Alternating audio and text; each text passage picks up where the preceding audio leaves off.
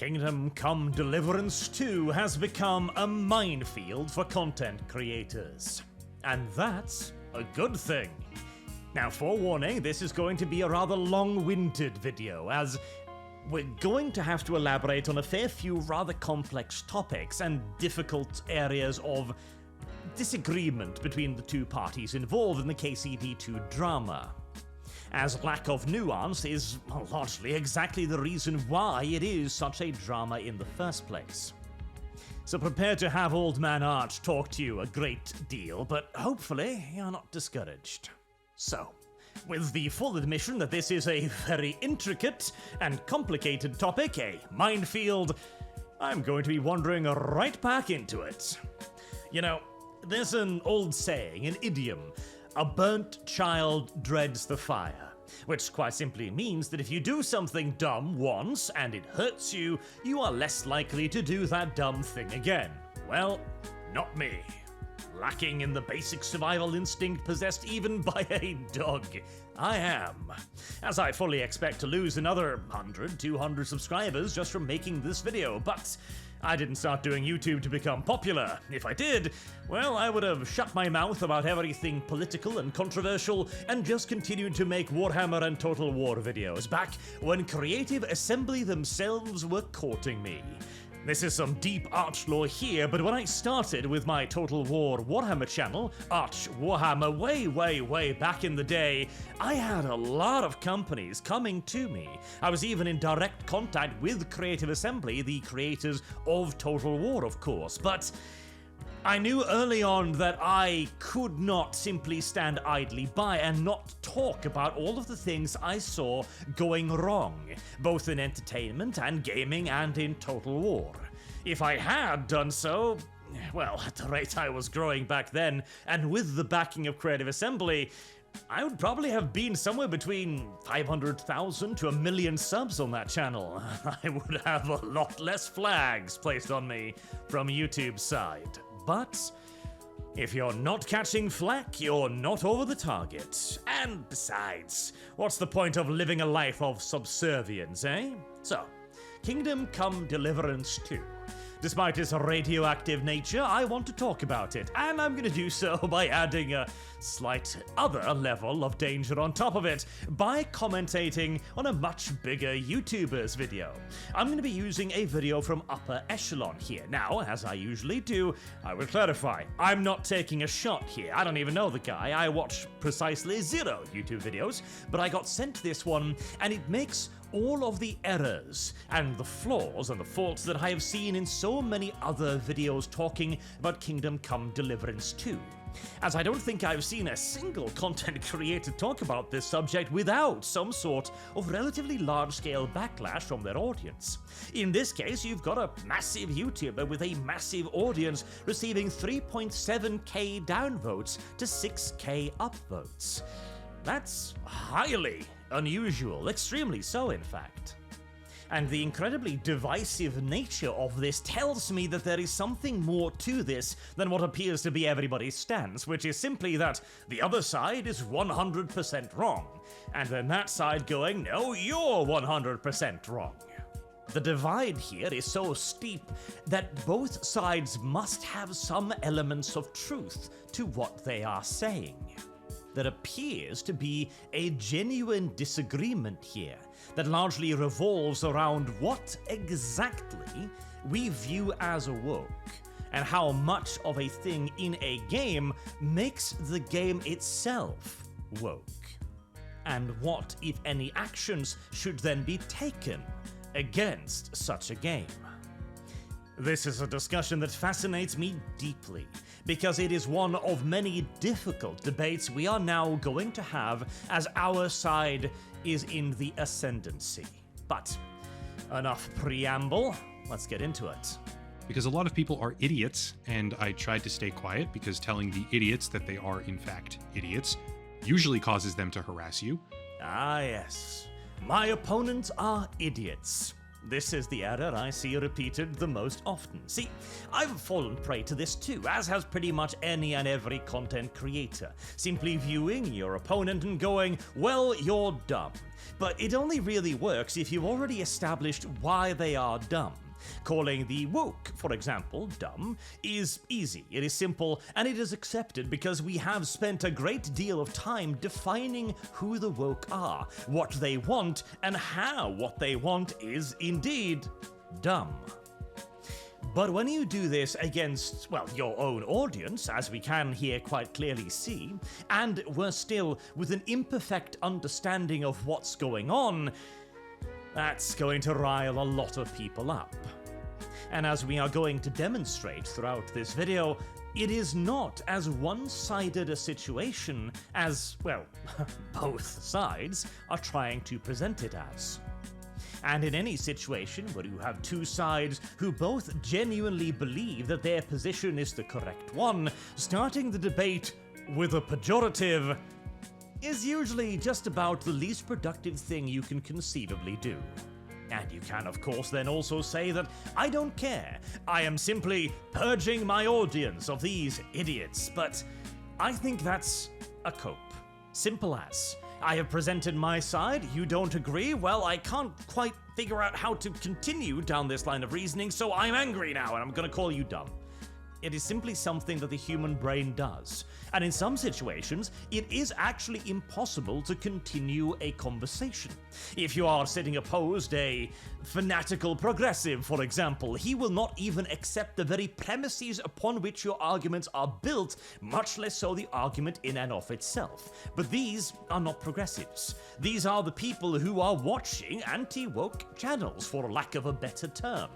These are our audience. And dismissing the viewership, well, that is the first step on a long road to becoming an absolute YouTube asshole, like far too many have become. So when I got some pushback for my KCD 2 video, I decided to respond to many of the comments I saw in it, not in an aggressive fashion, but trying to present my own point of view as well as I could. Now, obviously, I could not respond to everything, such is the nature of, hundreds and hundreds of comments, but it was an attempt to be civil, which I think is very much so warranted right now, as again, this is not the outsider, the enemy, these are very much so the same people who have stood alongside us against wokeism. And so until I see a lot more evidence to the contrary, I believe a dialectic can be established. Indeed, we even saw an interesting example of this just last week, where a man by the name of Real Life Fake Wizard made a video about gatekeeping. I disagreed, and made a response video to it, where I tried to be as civil as I could, but it still nevertheless, as always, tended to get a little bit heated. He was then an absolute champ about it, reached out to have a proper conversation on the topic, which I happily accepted. We had our conversation, and it was an incredibly civil and good talk, where both of us presented our positions, elaborated on them as required, and thus, when everything was finally fully illuminated, we arrived at the conclusion that we actually agreed on pretty much all the major points. It would be interesting if the same could happen here, but with the size difference involved, I very much so doubt it. But the point is that this was an example of a good conversation that came out of an initially somewhat confrontational encounter. It is possible to achieve this, especially, I believe, in this scenario. See, that's really what people care about in this industry. Everyone's entitled to their own opinions, obviously. But what people truly want is a good, well-made, fun gameplay experience. And if they get one, they don't really care about the politics or the social issues. Now, this right here is a point that I am very much so in agreement with. What people want are simply good games. However, there is the distinction. What people want are good games. Not a good game, but good games overall, which may seem like a distinction without a difference, but it is an important one. As Kingdom Come Deliverance 1, as Upper Echelon Games mentioned in his video, is a far less diverse game than Kingdom Come Deliverance 2. The question then arises, why? Daniel Vavra himself rather famously said, "There were no black people in Bohemia, 0, period, end of discussion." Alright. That has evidently changed.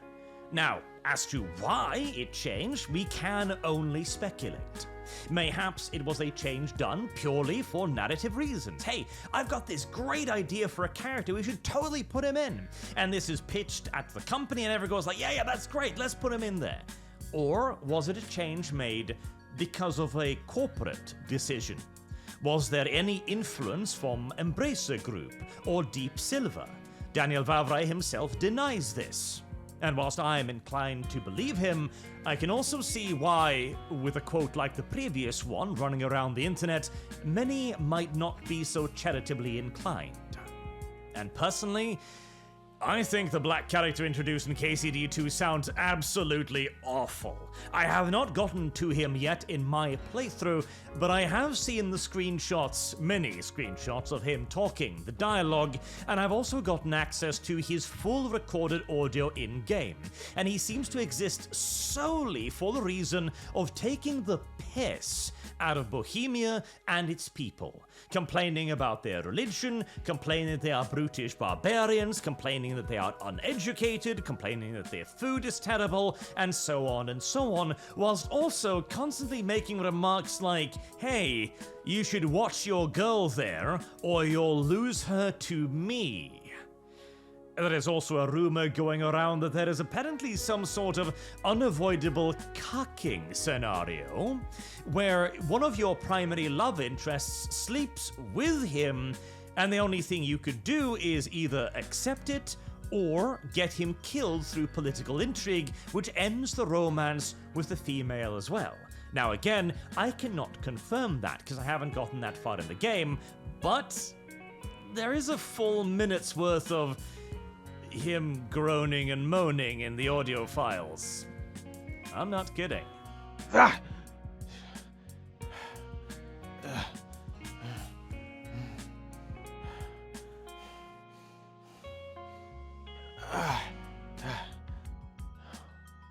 Uncomfortable yet? Yeah, me too. But what does this all have to do about the point of good games? Well, it is the slippery slope argument. Now, at this point, we all know the slippery slope is real. We have seen it too many times to even begin thinking about denying the existence of the slippery slope. But where does it begin? That is the question. What is the dividing line between a Dragon Age Origins and a Dragon Age Inquisition and a Dragon Age Veilguard? When does let's add in this diverse character because he works turn into let's add him in because he's the right color?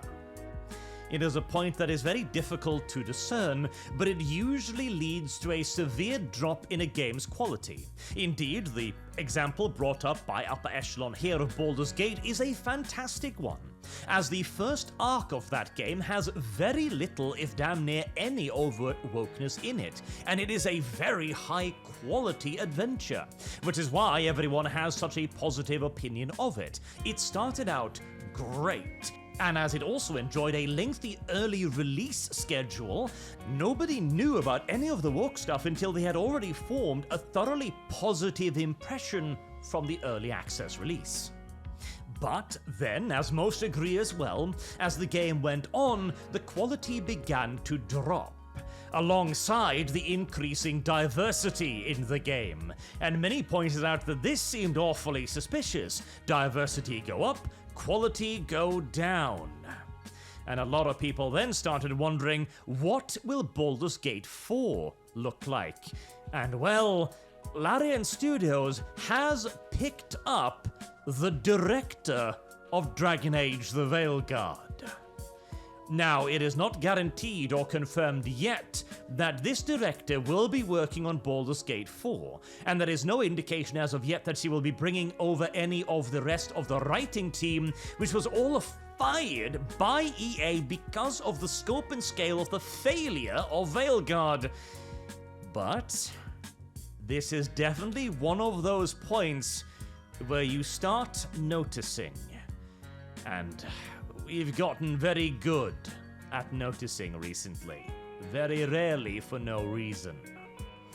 So to summarize the point far more compactly, good game comes out, everyone cheers, yay, good game. Second game comes out, and people, well, it's still a good game, but what are these weird things I'm starting to notice here, but it's still a good game, so, And then game number 3 comes out, The Veil Guard, and suddenly all of those things you thought you were noticing have turned into enormous pulsating blisters that ruined the entire game, and you chide yourself for not having noticed harder and sooner. Now again, it is far too early in my opinion to tell if that's the case with KCD 2, but there are definitely things to be noticed. To be clear, I can fully understand why people get upset if it feels like a game was somehow sacrificing a piece of its core identity for the purpose of pushing social and political narratives. God knows, The Last of Us 2 is a brutal example of that in my opinion. And I've made that argument myself in the past several times for different titles.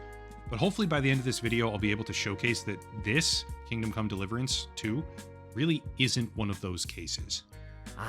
Now this point too is one of the good old ones from the olden days. Back when the whole woke and DI nonsense started, a lot of us theorized that these were otherwise good game developers who were getting direction from up on high to change their visions. However, the more and more time went on, we began to realize that our enemies weren't really the rich men in suits. In fact, they were clueless as to what was going on.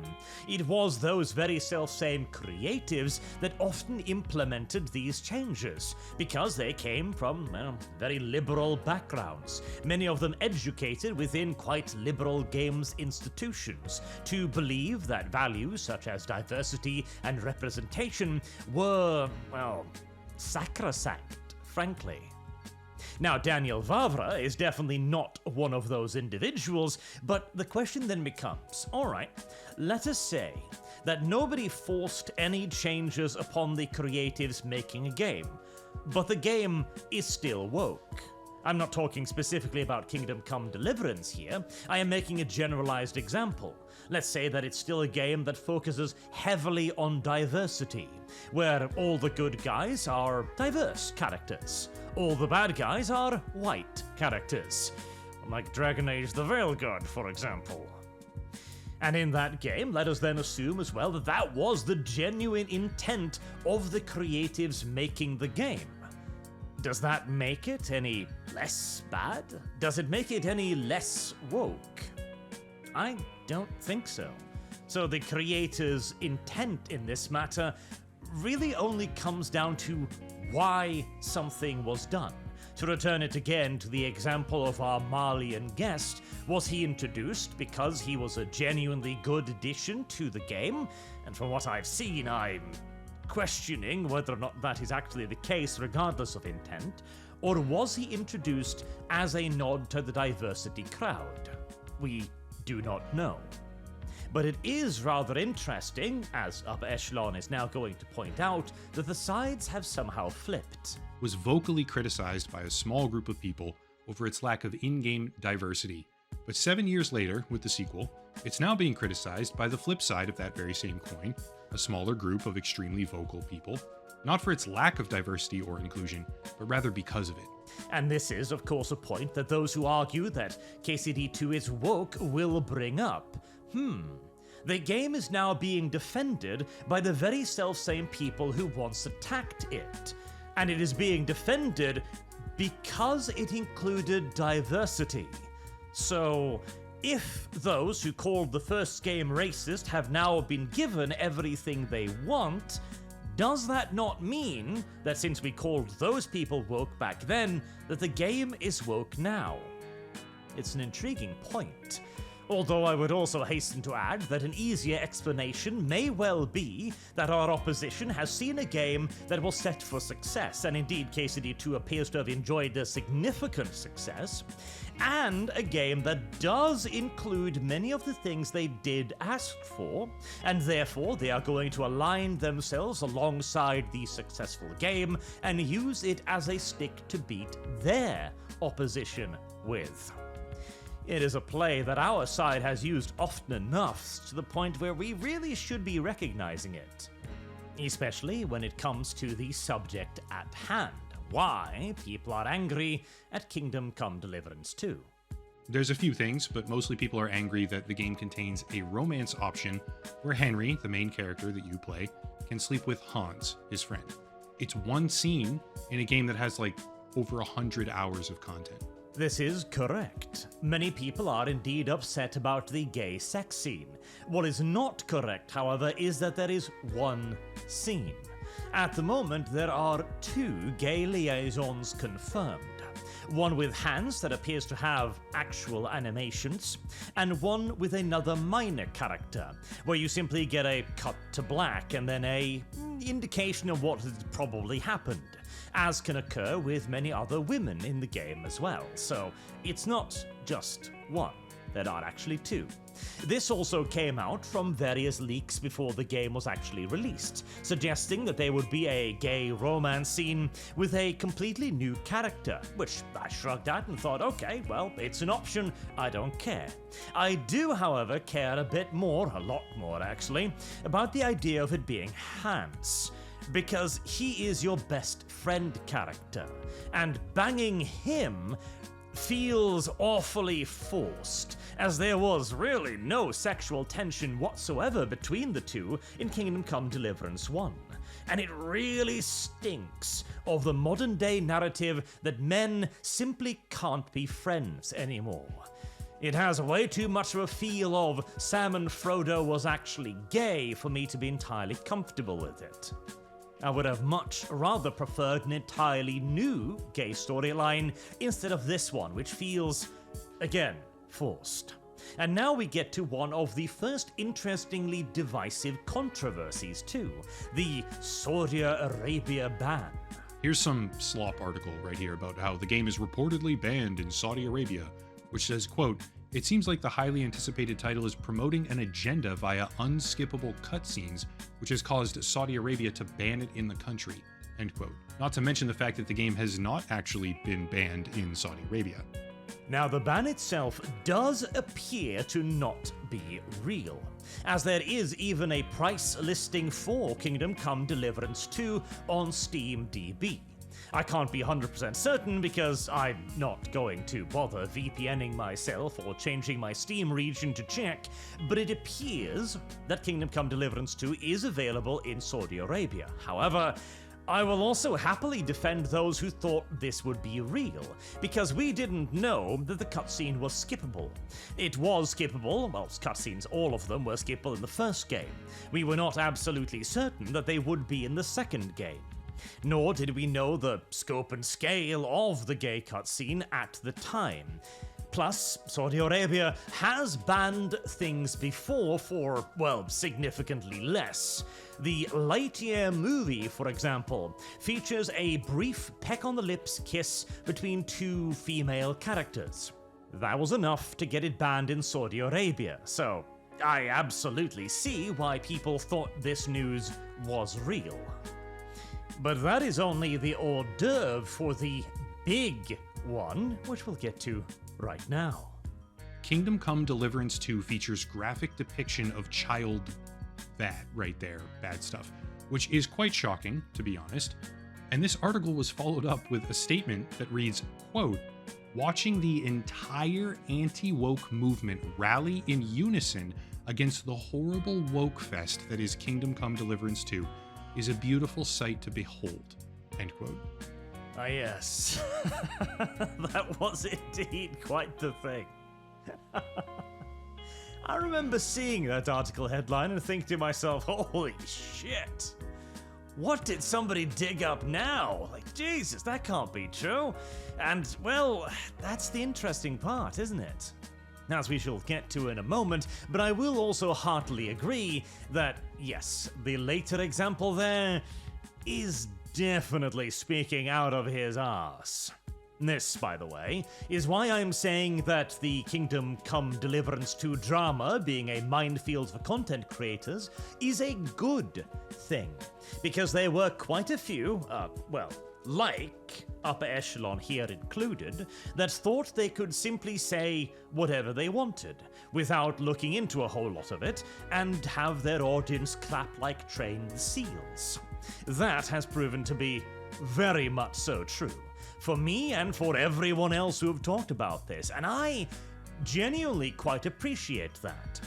As one of the biggest dangers for any movement is devolving into sheer partisan zealotry. That is the indication of an actual genuine unironic fracture of the larger movement, shall we say, if we're going to give ourselves such grandiose terms.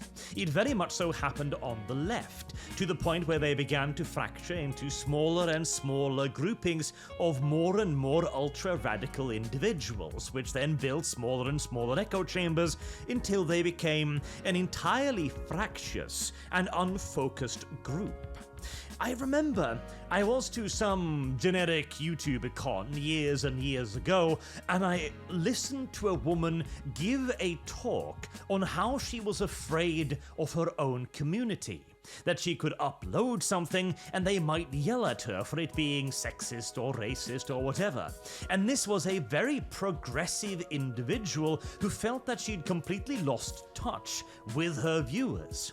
That is what a self-radicalizing audience can do to you. Now, there is a danger of that happening on the right as well. It is a danger whenever any larger grouping or cultural movement gains a position of power and ascendancy, as we are doing right now. And maybe articles like these are a sign of that radicalization. I personally also think that it has something to do with the fact that our side has been on the defensive for too long. We have become like beaten dogs, expecting the next kick and acting extraordinarily defensively. Unable to claim something, we can only lash out and bite. And when it comes to a title like Kingdom Come Deliverance 2, that, for all I can see so far, appears to be a very good and successful video game, it would be far better to try to claim it rather than reject it, even if it does have some weird things in it. For example, I think every single woman I've encountered in that game, bar one, side romance, has been of the strong independent variety. The modern writing variety. Not to mention the minute of groaning that I exposed you to earlier. But let's get to the big one, shall we? The Hans's 15-year-old one. Doubled and tripled down on the idea that Hans, who the character can romance for a skippable cutscene, is 15, because a codex entry says underage in it and gives a historically accurate description of who he was in the real world. Just one issue with that part: the entire game is motion captured by actors who are like 30 plus years old, because the video game adaptation has aged them up deliberately like 15 years. And these characters, Henry as well as Hans, have been sleeping around in bathhouses and romancing love interests since the start of the very first game. You actually get a massive buff to your character by sleeping with people, and that's been true this entire time. Notice how the outrage is only focused on the fact that Henry sleeps with Hans, and the supposed underage nature of that relationship, and not the bazillions of women that Hans slept with across the franchise so far. On top of that, since we're apparently using the Codex as our immutable truth doctrine, and thus using it to say that the game is showing illegal material, which they've directly claimed. Another one of the game's characters, Sir Markvart, according to this Codex, died in 1402. Which is a year before the game supposedly takes place.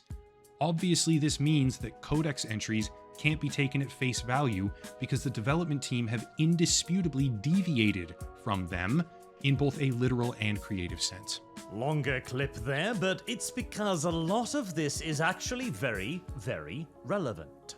See, the codex entry does indeed say that he was the underaged son. And the age as well, the numbers, does indeed also appear to indicate that he is 15 at the time of the game beginning. This is correct. This codex entry does exist, and it does say these things. And the point that he brings up later about Sir Marquardt von Outlets actually reinforces that point rather than debunks it. As you see at the bottom of that codex entry, the writer specifically points out that this character has been changed for the game. He has been allowed to live longer so as to appear in this game world. They explicitly state that this is not the same guy as the historical figure. Meanwhile, for Hans, there is no corresponding entry, making it clear that the Hans in-game is not the historical character. Now, in all due likelihood, this is simply an oversight. They added this into one codex entry and they didn't add it into the other codex entry because they figured it was obvious. And in my opinion, yes, it is pretty much obvious. There is no way you look at Hans or Henry and think they're 15-year-old boys. This is also why nobody reacted in the first game when they were indeed running around banging wenches left and right, because they did not appear to be 15-year-old boys. And since there was no controversy around it, nobody bothered to nitpick a codex entry. Though it should also be pointed out that there is a difference between a 15-year-old boy in Bohemia having sex with women, which would have been pretty normal at the time, and a 15-year-old boy getting buggered at 15 in Bohemia. Incidentally, I've also not yet seen any of the consequences of the gay storyline be listed anywhere. There was mentions made from Daniel Vavra that if you did decide to go down the gay lines, then there would be societal consequences for doing so. Now, again, I have not gotten that far in the game yet to see, but I haven't seen anyone else mention any consequences either. It would be interesting to see if there actually are any whatsoever. Now also, by the way, on the topic of Daniel Vavra, he is a big part of the reason why this all got so complicated as it did, as he has a remarkable ability to aggressively attack his detractors without making his points quite clear, like his response to the whole 15-year-old thing, where he stops short of just going, "This is not the guy in-game," instead repeating that there are no children in Kingdom Come Deliverance, which is fair enough, but it's like one of those weird things where all he really needed to say was, "No, he's obviously not 15. Look at the guy we hired to act him. We based him off that guy, and Hans in the game is merely loosely based on this historical figure." It's like when they updated their terms of service and they added in no politics or religion, and then went on to outlay a specific ban against anything that could even be remotely considered right-wing in specific, whilst ignoring anything that could be considered left-wing. So much of this nonsense could have been avoided with just a tiny bit more actual communication. A lot has changed in the past few years, and now it's a little bit surreal watching the anti-woke types suddenly start doing and saying all these things that are so closely echoing what their woke enemies did before them. Hopefully we can all get a little bit more self-awareness from this, because doing all the things that you used to cry out against is probably not the solution. Bottom line, Kingdom Come Deliverance 2 has nothing to do with woke ideology, and the people who are outraged over this are a joke. Their logic is non-existent. I mean, maybe they're just doing it for profit, which seems more and more likely because, I mean, intellectually, no one can defend the positions that these people are taking to criticize this game. Like, it's indefensible. And I shall wrap this video up by doing the impossible, defending the indefensible, because, well, the issue is, this is far too strident a condemnation, and frankly, an ill-informed one as well. Take, for example, the Hans is 15-year-old thing. Is it a crazy, sensationalist headline? Oh, absolutely. Is it done for attention? God damn is it, obviously. However, it's born out from the in-game codex, and you must then bring in additional information to go, no, that's not the case. Look at the characters in-game, this guy's obviously not 15. Or you can bring in a much earlier interview where one of the publishers from Deep Silver points out that he's like 20 or something in the game. And when you then bring up another codex entry for a pseudo kind of made up character, or at the very least one that should not be alive at the time, you see a specific mention that the character in game is not the historical character, a mention that is missing from the codex entry of Hans. For the casual observer, therefore, especially someone who's upset about the fact that you're now banging your best friend all of a sudden, it's not surprising that they would reach that negative conclusion, as it is, again, indeed, backed up by stuff in the game that is only then explained with further context. Now yes, again, as someone who plays the games, it is obviously not the case. When you start thinking about it, how they were banging bath wenches in the first game, and how they look, it makes no sense. But again, casual observer. And as for having nothing to do with the woke agenda, Musa of Mali. I have said that simply just having a black character in the game is not necessarily woke by any stretch of the imagination. Musa, however, does a very good job of trying to prove me incorrect, as he is a character that seems to exist for no other reason than to denigrate the Bohemians, calling them idiots, calling them barbarians, saying that their food is shit, and so on and so on. And, again, also apparently hitting on your girl. This is weird. This is very weird. There is even a scene where Musa of Mali, a Muslim, is appointed by Sigismund to be his representative at a Christian conclave because he has sufficient knowledge of the teachings of Jesus Christ. This is goddamn silly in the extreme. Honestly, the entire character of Musa, from what I've seen about him, from what I've dug up, and having listened to his voice lines, is just a complete parody, frankly. We also have a quest where you need to defend a synagogue, and you need to break up meetings by anti-Semites. Now, anti-Semite is not a term they would be using a whole lot in Bohemia in the 1400s. Then there is the Hans romance option. Hans in the first game was a infamous womanizer who showed absolutely no indication of any homosexual leanings whatsoever, nor did Henry. Indeed, there was even a public statement made by a community manager, admittedly, stating that Henry was straight. And yet now, he's bi. Why? What reason, other than an ideological one, would there be for this? And you can, of course, argue player choice, and I myself have done so on multiple occasions, but if it really was just about player choice, why pick a character that is so obviously not gay as Hans? Why not have it in the first game? Why, in fact, deny it so vehemently in the first game? And then, of course, again, there is the actions of Daniel Vavra, whose continued petulance and aggressiveness towards the audience has not exactly helped bridge the divide. As many are wondering, understandably so, why did you make such a strident point out of there being no black people in Bohemia in the first game, and now change your mind?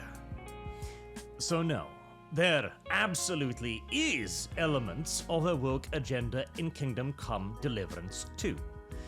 And simply just calling people idiots for recognizing that there are elements that we have in multiple other games called woke in this game is not helping anyone. It's silly. It is simply dismissing criticism without, again, apparently looking much into it.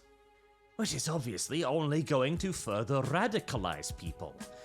The two sides of the Kingdom Come Deliverance divide are not simply just retards and sane people. There are genuinely some good points on both sides here.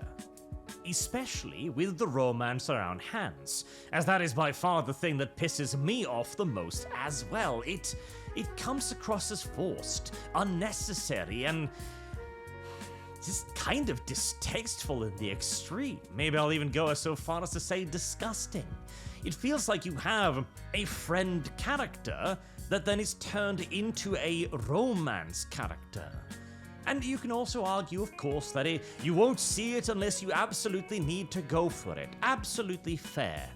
But why did it have to be done in the first place? That is the question that keeps re-emerging. Why was it done this way? As this didn't just happen.